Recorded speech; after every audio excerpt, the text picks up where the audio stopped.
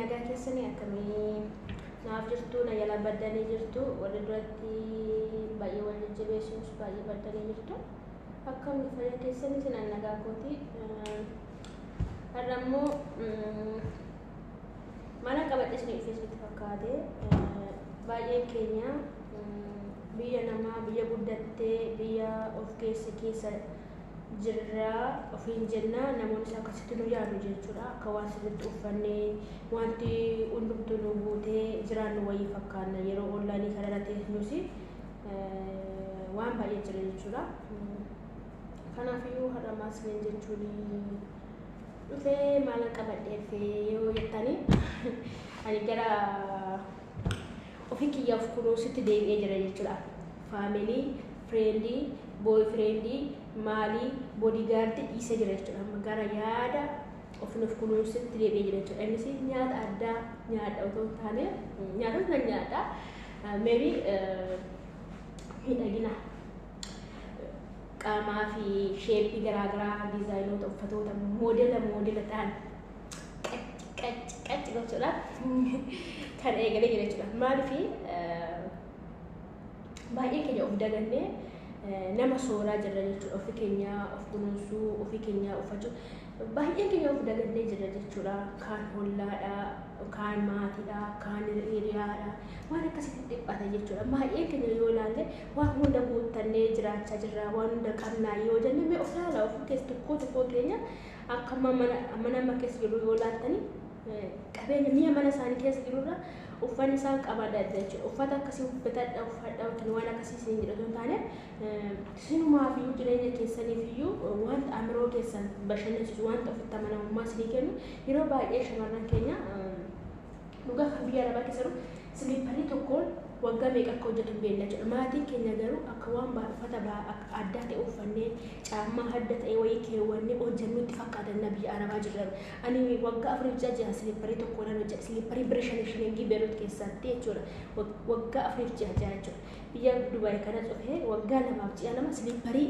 ciccitaa keewwadhee hojjedhe jechuudha dhugaa waaqayyaata na of dagannee jirra jechuudha hammaattus sanumaa jedha Oromoon jechuudha gara of kunuunsutti shamarran keenya baay'ee dhugaa waaqa kan maajuma qaama isaaniitti tolullee kan maajuma uffannaa isaaniitti irraa waliin deemullee kan hin qabne baay'ee jira jechuudha of dagatanii jiru jechuudha meebi shamarran uffata alaa yoo qabaachuu baatanii uffanni keessaa kwaalitii ta'e otoo uffatanii akkam akka isaanitti tolu baay'ee keenya hin beekna jechuudha garuu kan hunda guuttannee hin qabnu jechuudha kanaaf obboloota kiyya gara ofii keessanitti deebi'a gaafa of taatan namaafis ta'u gaafa of geessan gaafa hammaadha isiniin jechaa hin jiru hammaara isiniin jechaa hin jiru namni giddu galeessatti ofis otoo hin dagatiin jireenya ofis otoo hin dagatiin deemuu qaba jedhee kan yaada isinitti himaa akkuma beektan xuuxmaaleen kun biyya Dubaay keessaa bitamanii kaleessa bitame jechuudha meeqaan bitame yoo jettanii nagaafattanii tokkoon isaa birrii 10 bitame oriijinaala dhugaa isin hin jedhu xuuxmaacha oriijinaal jedhu otoo biyya keenyaati garuu waggaa lama fidee nama biyya keenyaayyuu birrii babbiidhaman xuuxmaacha oriijinaal kan jedhan birrii tokko jedha waggaa lama fideera waggaa sadarkaa keessa jira yoo nagaa 500 galeera isin hin jedhu biyya kana keessa garuu yoo bitattan uffata kwalitii ta'e bitadha uffata kotota uffanni bakkatti uffatta waan akka surree waan akka fustaan adda addaa biyya keenyatti miidhaginaaf isiniin ta'u yookiin sadarkaan qabu dhugaa isiniin jedhu uffata keessaa baay'inaan waan akka xuuxmaachaa paartii silibsii bakka wantoonni kwaalitii ta'an isaan kanaan alatti kutota biraa guurrattanii biyya galii baay'een ijoolleen biyya arabaa yeroo biyya galan dhugaa isiniin jedha baay'inaan xuuxmaachaa haaraan irra jiraa yoo jettanii isinumtu of ilaalaa jechuudha isinumtu of madaalaa kanaaf uffata adda ta'e bitadhaa malee uffata kutota ittiin guurinaa isin jedha amma otoo asirraa kana 200 300 biyya galchitanii asirrakkabdanii meeqa buufattu baay'ee buufattu jechuudha suuqii sun jettanii amma nama ijoollee baay'ee nan deema ijoollee goddanyoota kiyya biras nan arga shaantaa isaanii keessa kan jiru shiinii malakkaa kototun biyya keessa jiru kototun mandaratti argamee bitamu waan adda ta'e biyya alaatti guuranii galu jechuudha obboloota akka wanta biyya alaatti galu waan baay'ee jira jechuudha wanta gatii isaa qaalii ta'e biyya keessatti ilaalaa ta'u biyya kanaa bitadha sanarratti zim jedhanii kan onlaayinii irraa yoo shaantaa guuttan jedhanii onlaayinii irra ta'anii mi'a bitanii jiru jechuudha Obboloota koo dogoggoriidha. Dhugaan saniin jedha biyya keessatti gaafa galtan hin uffatan. Ani biyya sadiin galee uffata biyya alaa uffadhee takka mul'adhe yeroo gaa. Miilaan gaafa galu gurdee tokko itti ilaalan jiraadha jechuudha. Isin biyya keessaa bitadhe saniyyuu jechuudha. Uffata biyya alaa uffadhee takka. Miicuusaas akkam nama jibbisiisu biyya keenyatti sittiin baru waan baay'ee jechuudha. Innis oriijinaalattanii gaafa bittanii biyya galtanii wanta itti isin fayyadu jechuudha. Dhugaa isin caammaa isaaniillee waan isin fayyadu hin qabu. Caammaa isaanii oriijinaal fakkaata. Itti afuufame waan itti biifamuu qabu obboloota waan hundi waan itti biifamuu qabu. Uffanni xankaaraa gootanii isin bittanii kwaaliteettanii isin bittan hundi waan itti afuufanii bakkee baasanii gurguratan qabu fanan jiru jechuudha. Nuyi immoo gaafa galchinee bishaanitti lagatti faamee jiru wanta akkasii hin danda'u jechuudha. Kun kan danda'u maashiniidha. Maashiniitti kan miicamu uffanni harkaan miicinee dhagaaraatti miicinee gatii nuuf hin qabu obboloota. Kanaafi qarshii keessanii gaafa fayyadamtanii sirnaan itti fayyadamaa waan bituu qabdanii xiyyeeffatuna itti yaadan akka alaboota kaattanii dhaxxanii suuqira waan bitan guurtanii hin galiina. Baay'ee isaanii maadaamota kana suuqii dhaquu jaallatu jechuudha. Akkuma maadaamiin walitti sassaabdee birrii shan mindaa biyya namaa birrii ji'a sadii mindaa ishii fudhattee bakkeetti suuqitti fixxee galte jechuudha. Akkas gochuu hin qabdan. Akka maadaamii bitteetti bituu qabdan. Akka Itoophiyaatti bitan dhagaa bitatan uffata jechuudha. Itoophiyaatti akka bitan waggaa meeqa nagaddanii ji'a meeqa nagaddanii uffata bitantu. Kanaaf waan baay'eetti sun gowwoomsa wanta mul'ate baduutti maa gowwoomtu waan walqixee maa gabgabdu keessa Itoophiyaanii warri kan of eeggatanii bitu Filippinoota galtanii ofirraa eeggatanii bitu Ugaandaan akkasii kan akka Itoophiyaa kootota akka madaamitti bitu hin jirtu biyya lafaa kanarra jechuudha. Itoophiyaa suuqii muluun hin beeka jechuudha. Kootota akka isheen jaallattu jechuudha. Maalli biyya keenya keessa hin jiraanfa. Amma biyya namaatti akka harree hojjettee biyya namaatti biizinasii godhu biyya keetti galtee hiyyeessa tokkorraa bitte ittiin haa guddatu. Dhugaa isin jedha. Magaalaa amma asitti argitan waan biyya keenya waggaa sadii biyya dagaftoota akka waan biyya keenya keessa jira sanitti fakkaata.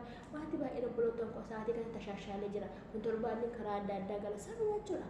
Irra heddanii sababa isinitti dhufa gatii baasii. Na biyya keenya keessatti yoo biizinasii hojjenne walirraa yoo naganne gaarii ta'a jechuudha. Uffata kootota waan akkasii dhugaa waan akka burcuqqoo shinii waan bittanii baay'ee nama ajaa'ibsiistu isin jedha qarshitoota koo. Anis gara chaayinaalii kiyyaatti nan deebi'a warri haaraan taane immoo koottaa maatii walii taanaan isin jedha baddanii jirtu baay'ee tokkichaan isin bichaan kan badee jechuudha. Inni badeera sababa intarneetiin narraa badee fi yoo gooftaan jedhe immoo gidduu kana deebi'uun konoon isin jedha qarshitoota koo bakka jirtanitti immoo nagaa keessa naataa laayik gochuu saabskiraayib gochuu hin dagatina. Amma isin kaffalchiisu jechuudha. Waan beenu wal barsiifna malee waan beenu waliin barsiifnu jechuudha. Tokko kan itti miidhame yoo si gorse atillee irraa hubachuu qabda jechuudha. Annugaa yeroo beelutti kasi yeroo zinchi uffata bita jechuudha. Suuqiin oola bakka amma madaamina salachatutti jechuudha. Garuu uffata beelutti bitatti waan milkaa'e takkallee hin qabu. Isin jedha qarshitoota koo sinillee of eeggannoodhaan bituu qabdu. Yeroo hunda suuqiin dhaabbatina suuqii isaanii koottaa hundi waan ittiin nagaduu qaba. Dhugaa isin jedha maffasii wayii qabu suuqiin harabaa maffasii wayii qaba. Hin bitiin adeemtanii jechuudha. Nama kanoo biyya kana edda dhufee si'a lama suuqii dhaqee dhugaa isin jedha. Suuqii dhaqee hin beeku jechuudha. Jarri sinaaf hin eeyyamanii gooftaan isaan haa eebbisuyyuudha. Yeroo tokko tokkotti alaala garuu yeroo tokko tokko immoo eebbisuu hin qaban jechuudha. Qisaasayim sana oolchan jechuudha dhugaa. Qarshii koo naa hambisa malee waan itti balleessan hin qaban jechuudha. Suuqii naaf hin eeyyaman yoo barbaadu shufeeratti kennadhu vaaziliinii shaampoo argisiisii yaabika malee suuqiin daddunaan jedhu. Isaan haa eebbisu jedhan yoo hin isaan haa eebbisu dhugaa. Araba akkasii haa eebbisu. Innaa isiniin jechuun barbaada qarshitoota kiyyaa wal dassin jedhe koottaa malee hojii baay'ee jira jechuudha. Hojii wal barsiisuu qabna waan wal gorsinuu qabna. Sini jala qarshitoota koo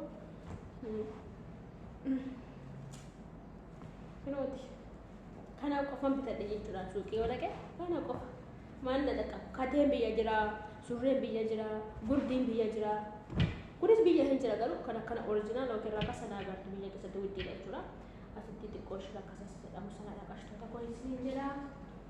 Turtii gaariin akka baadhaa sheerlaa gochuu immoo bara kiyyatti yoo dabalamtanii kan kana caalullee wal barsiisnaa isiniin jedha ishee.